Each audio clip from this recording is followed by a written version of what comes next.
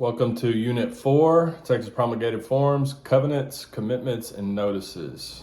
So the learning objectives here, and when you go through this unit, so paragraph 4, if by chance you as a license holder have any type of ownership within a property that's being sold, you have to identify that up front.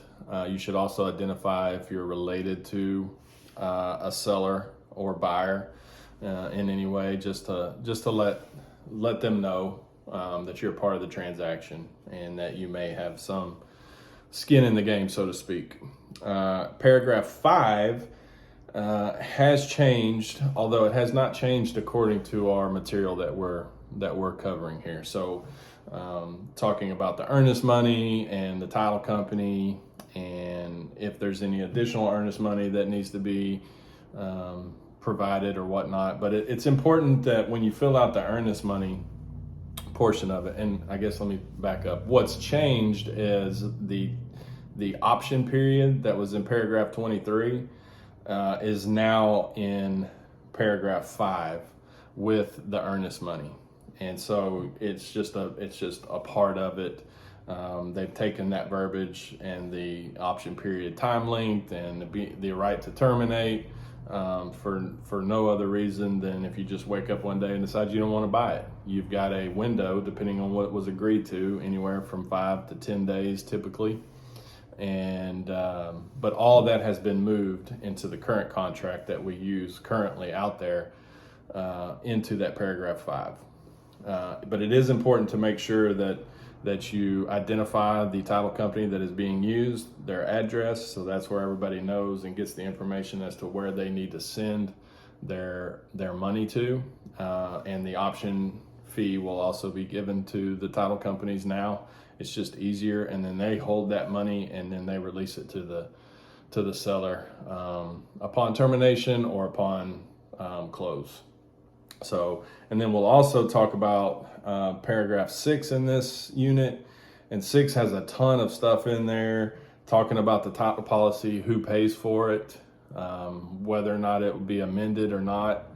And all these things are things that we talked about before, like you can try to come to an agreement on some of this stuff, but it's really hard to keep all that stuff in order without seeing it in writing. So this is where you come in and you say whether the title policy will be amended for any shortages, yes or no, who's paying for that, because there is an additional cost when it comes to that. Is there a survey? Does the seller have a survey to provide? Is it accurate? There's a T47 affidavit that shows whether or not there have been any changes to the existing survey that are out there. Maybe the seller has one, maybe they don't. Who's going to pay for it? Those are parts of the contract that get negotiated quite a bit. Being honest with you, that's, the lender typically requires, or the title company will require, a survey on a property. And if a seller has one, but it's from 1960, and since then they've built 3 barns or 2 houses or added a swimming pool, built on a deck, all these different changes can affect whether or not that survey is acceptable or not.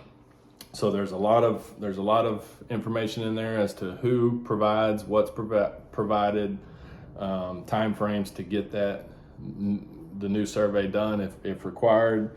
It's also going to talk about any objections. So objections would be if you're buying a property in a certain area and you want it to be for commercial use versus residential use. Well, a title policy will tell you whether or not that's feasible or not, or whether or not it's allowed. And so those are the things that you can put in there. Maybe a requirement is that you want to be able to use it as recreational property as well.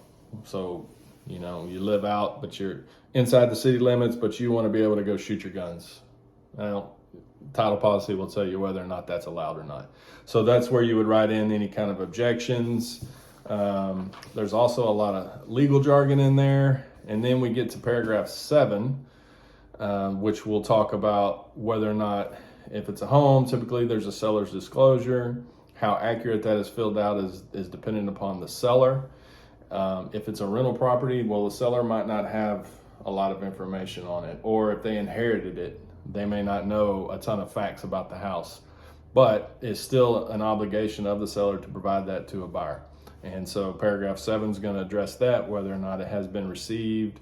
And then also, if you go view a property and you see some things up front that you know you want addressed prior to getting an inspection, say doors hanging off of its hinge or something, that's where you can say property is accepted as is, or I accept it, but I want the following things done prior to inspection.